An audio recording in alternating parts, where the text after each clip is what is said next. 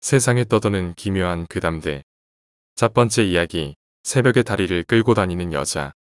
더 넓은 집으로 이사하기 위해 미뤄뒀던 화장실 청소를 하느라 새벽 3시까지 깨어 있었습니다. 새벽까지 온몸을 움직여야 하는 닦는 일을 하다 보니 잠은 둘째치고 배가 너무 출출해져 편의점에 가서 라면이나 먹을까 하고 편의점에 가고 있었습니다. 저희 집 근처엔 얼마 전부터 귀신이 나온다는 흉흉한 소문이 도는 긴 골목이 있는데 편의점 쪽으로 가기 위해선 그 골목을 지나야 했습니다. 귀신 같은 건 믿지 않아서 별로 신경은 안 쓰고 살았는데 주위 주택들의 불이 다 꺼져서 그런지 남자인데도 불구하고 슬슬 걱정이 되더군요. 게다가 어제 본 무서운 영화까지 떠올라서 으들으들하며 걷고 있는데 귀에 뭘 끄는 듯한 소리와 함께 발자국 소리가 들리더라고요. 뒤를 돌아보니 거의 뼈다귀에 가까운 수준의 여자가 한쪽 다리를 끌면서 제가 가는 방향으로 따라오고 있었어요. 처음에 술에 꼬른 년인 줄 알고 코웃음이 났는데 점점 등 뒤로 그런 사람이 다가온다고 생각하니 무섭기 시작하더군요. 내 시야에 사라지면 여자가 뭔 짓을 저지를까 두려웠다고 하는 게 더 맞는 것 같아요. 어쨌든 무섭기도 했고 배가 고파서 빠른 걸음으로 걷기 시작했습니다. 빨리 걷고 있는데 갑자기 뒤에서 명훈아, 제 어머니와 비슷한 목소리가 들리더군요. 들릴 듯 말 듯한 익숙한 목소리에 뒤를 돌아봤는데 역시나 그 여자뿐이었습니다. 잘못 들었나 싶어서 다시 고개를 돌려 걸음을 재촉하는데 명훈아 라는 소리가 아까보단 더 가까이 들려왔어요. 이번엔 저희 누나와 비슷한 목소리더군요.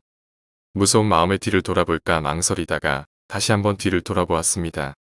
역시 그 여자뿐이었는데 이번엔 그 여자가 거의 뛰다시피 다리를 끌며 달려오고 있었습니다.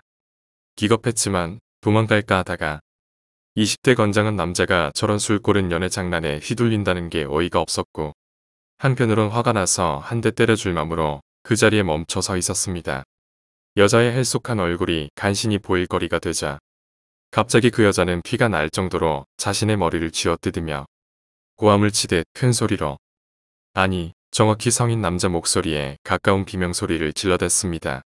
순간 온몸에 소름이 쫙 돋아 배고픔도 있고 집 쪽으로 미친 듯이 되돌아 달렸습니다. 뒤돌아 달리면서 혹시라도 그 여자가 날 잡아챌까 무서운 마음에 있는 힘껏 그 여자를 밀치고 집으로 달렸습니다.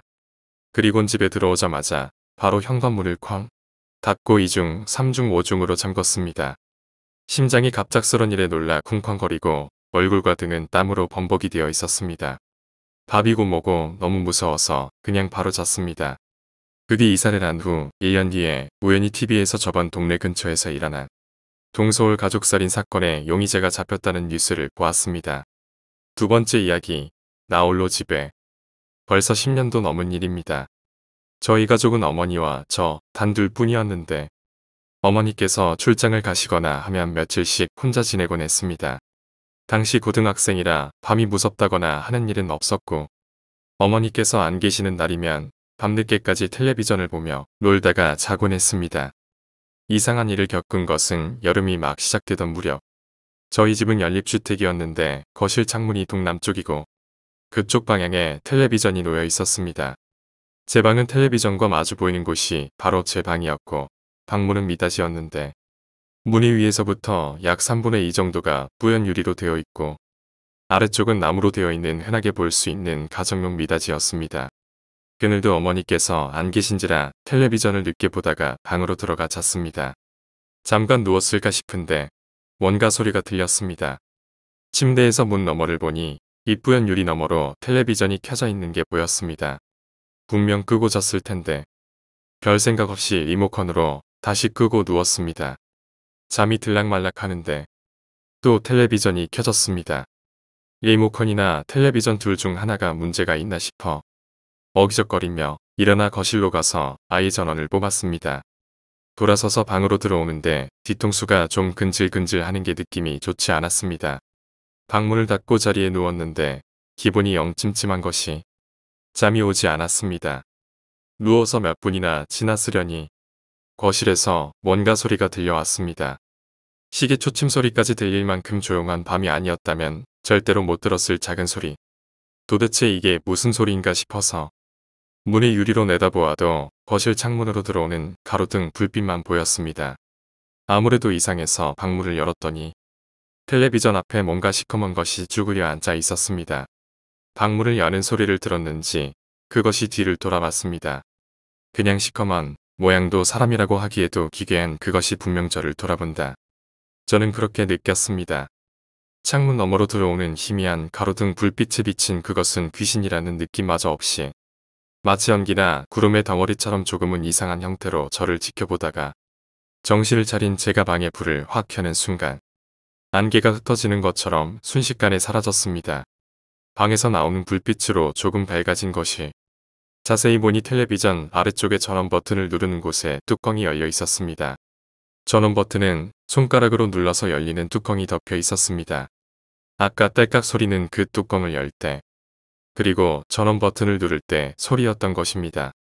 그날 밤, 온 집안의 불은 다 켜놓고 덜덜 떨면서 밤을 보내야 했습니다. 세 번째 이야기, 노젓돈. 도박이라는 게 참 재미있는 것이 아무리 돈을 많이 잃어도 다음에 한 번만 이기면 다 만회할 수 있을 거란 생각 때문에 도저히 그만둘 수가 없다는 거지. 그러다 100만 원 잃고 끝날 거 집이며 땅이며 다 잃고 입고 있던 팬티까지 홀라당 빼앗기게 되는 거야. 흔히 얘기하는 호구들이 그렇지. 죽어가면서도 기적같이 부활하길 바라는 멍청한 녀석들. 나 같은 꾼들이야 고맙기 그지없지만 이 앞에 있는 남자는 그 정도가 심한 것 같네. 얼굴이야 마스크를 써서 잘 안 보이지만 대략 40대 중반 정도 되었으려나. 무슨 사업하다 다 말아먹고 큰 빚을 져서 집이며 뭐며 다 뺏기고 마누라랑 딸내미를 버리고 도망가버렸다는 구만. 죽기 아니면 까무러치기로 돈뭉치를 들고 여길 찾아온 모양인데 보나마나 어디 사차라도 써서 돈을 떼온 거겠지. 빌릴 수 있는 돈으로는 남은 빚을 갚기엔 터무니없이 적어서 그랬겠지만 가장 멍청한 선택을 했어. 당신 저승길 요젓돈까지 내가 탈탈 털어주시. 예상한 대로 승부는 뭐 언급할 가치도 없었어. 긴장감 하나 없이 적당히 했을 뿐인데 그 양반 빈털터리로 만드는데 30분도 안 걸린 것 같구만. 진짜 저승갈 노젓돈까지 탈탈 털어줬지. 그런데도 미련 때문에 자리에서 일어나지 못하고 화투장만 만지작거리는 거야. 그만 쫓아내려고 하는데 품속에 손을 넣더니 종이 하나를 꺼내더구만. 숨겨놓은 땅 문서라도 있나 하고 가만히 보니까 서류가 아니라 사진이네. 고등학생 정도 되는 여자아이 사진이었지. 예쁘장한 아이였어. 그러고 한다는 말이 자기 딸을 걸고 마지막으로 한 판만 더 하자더군. 어이가 없었지. 아무리 그래도 애비가 지 새끼를 걸고 도박을 한다니 말이야. 저승길 노젓돈이 문제가 아니라 그 자리에서 지옥 맨 밑바닥에 처박힐 일 아니겠어. 당연히 거절해야 했지만 그냥 넘어가기엔 그 양반 딸내미가 아빠랑 닮은 구석 하나 없이 너무 예쁘장하다 이거지. 모시기는 척 받아들이고 마지막으로 한 판 딱 치기로 했어. 담보가 담보이니 만큼 나도 내가 딴 돈에 2배가 넘는 돈을 걸었지. 결과는 어떻게 되었냐고. 내 차 트렁크를 보면 알게 될 거야. 왜? 기막힌 반전이라도 있어서 내가 질 줄 알았어? 그럴 리가 있나. 마찬가지로 가볍게 이겨줬지. 그 양반은 딸까지 잃고 뭔가를 초월한 모양이더구만. 돈 잃을 땐 식은땀을 뻘뻘 흘리던 사람이 딸을 잃었을 땐 오히려 무표정했으니까. 그러곤 조용히 일어나더니 딸은 수면제를 먹여 재워놓았으니 차 트렁크에 슬쩍 실어주겠다 하더라고. 칼이라도 빼들고 발악을 할 줄 알았는데 의외로 순순히 내놓겠다더군. 10충 팔고 그대로 한강으로 가겠지만 그거야 내 알바 아니지. 진짜 저승길 요잣돈까지 탈탈 털어줬으니 패자는 죽어서도 춥고 배고플 거야. 아무튼 오늘은 일찍 돌아가서 즐거운 시간을 보내야겠어. 아무래도 내가 크게 착각을 한 것 같아. 신나게 집으로 돌아가 상품을 지하실에 들여다 놓은 것까지는 좋은데 말이야. 갑자기 사방에서 사이렌이 울리는 게 아니겠어? 이건 뭔가 싶어 내다봤더니 무슨 납치범 어쩌고라면서 날 체포한다더군. 지하실에 있는 애가 발견되면서 난 뭐라 말하지도 못하고 그대로 경찰서로 갔지. 그때만 해도 그 빌어먹을 양반이 딸을 납치했다고 경찰에 신고했나 했지. 근데 애 아빠라면서 내 멱살을 잡고 고래고래 소리 지르는 사람은 나랑 도박을 한 양반이 아니었어. 한참이 지나서야 그 여자애가 큰 회사 회장 딸이라는 걸 알았지. 납치당한 거는 2주 전이고 문값까지 건네줬는데도 딸을 돌려보내지 않아서 전전긍긍하던 차에 무기명으로 제보가 들어간 모양이야. 내가 빠져나갈 구멍은 없었어. 일이 너무나 빠르고 완벽하게 처리되어 버렸지. 그 회장이라는 남자, 입김이 종사인지 아무리 못해봐야 무기징역일 거라더구만. 서영 얘기까지 나오는 걸 보니 무기징역이라도 감사해야 할 노릇이었지. 그제서야 상황이 어떻게 된 건지 알게 되었지. 그 양반은 부잣집 딸을 유괴해서 몸값을 받아내고는 경찰에게서 벗어날 방법을 찾은 거지. 처음부터 나에게 접근했고 돈을 잃을 생각이었던 거야. 미리 내가 사는 곳까지 알아놓은 뒤 납치한 여자애한테 수면제를 먹여 준비를 끝내놓았겠지. 세상에 그 몸값이라는 게 내가 딴 돈의 몇 배인 줄 알아? 난 그 양반 노잣돈을 뺏은 게 아니었어. 내가 딴 돈은 그 양반이 나에게 주는 노잣돈이었던 거야. 오늘 이야기는 여기까지입니다. 오늘 이야기가 재미있으셨다면 구독과 좋아요, 댓글 부탁드립니다. 댓글은 저에게 큰 힘이 됩니다. 감사합니다.